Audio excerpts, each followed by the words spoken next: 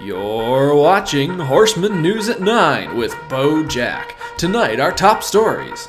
A Florida man buys an ex-Soviet battleship to fight hurricanes. The Arizona Congress passes a bill to legalize crime that's popular enough on social media. And, is math racist? Parents are in an uproar after an Asian student is the only one in his class to receive an A. All this and more. Stay tuned. I'm Bo.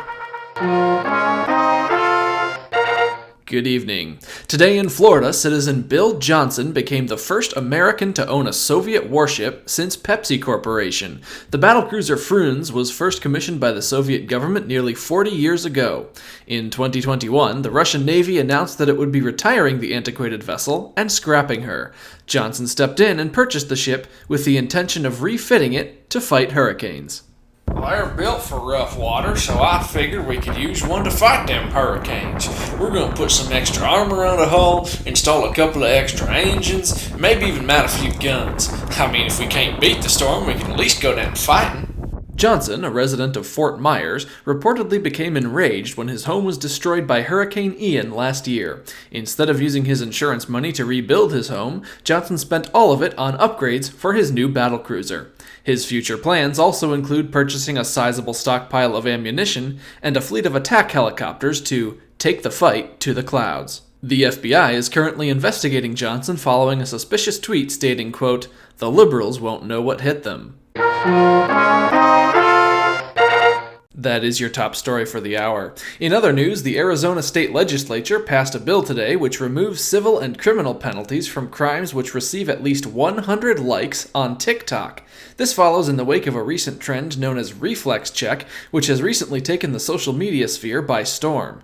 Videos on TikTok and other social media websites have exploded in popularity in recent weeks, which has led lawmakers to reconsider their stance on violent crimes. Arizona State Senator Jeff Upstein released a public statement yesterday in support of this latest bill.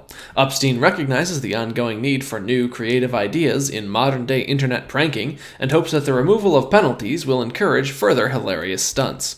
So far, as many as 10 cases of manslaughter have been dismissed from the state court system, and lawyers are advising TikTok stars to add the phrase, "It's just a prank, bro," to the end of their videos.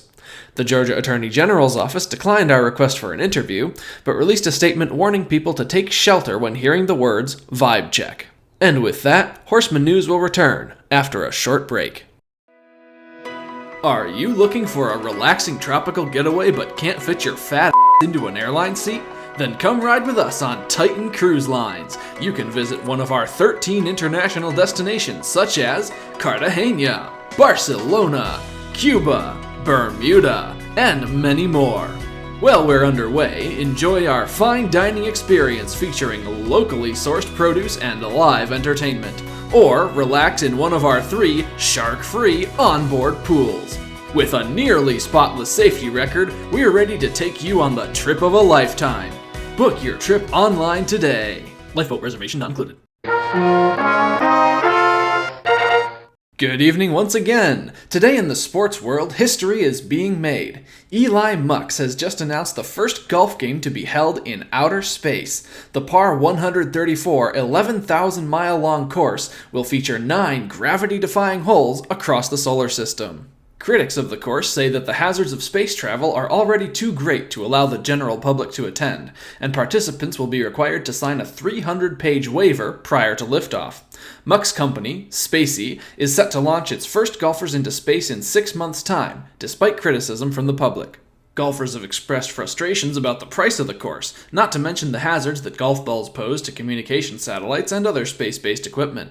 One of the primary obstacles facing Spacey is the lack of safety regulation. Inspectors have already cited the course for participants' inability to yell "for" after a foul shot.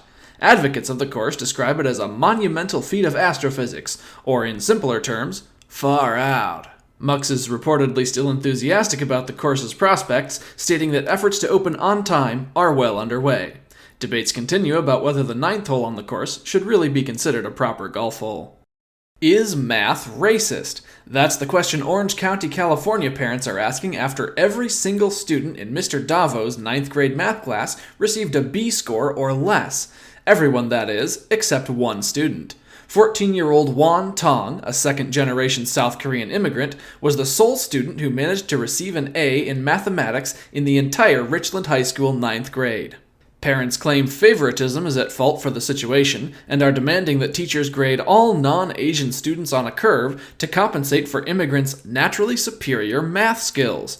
The Orange County School Board has not issued any formal statements yet, but has convened a committee to investigate the scoring process.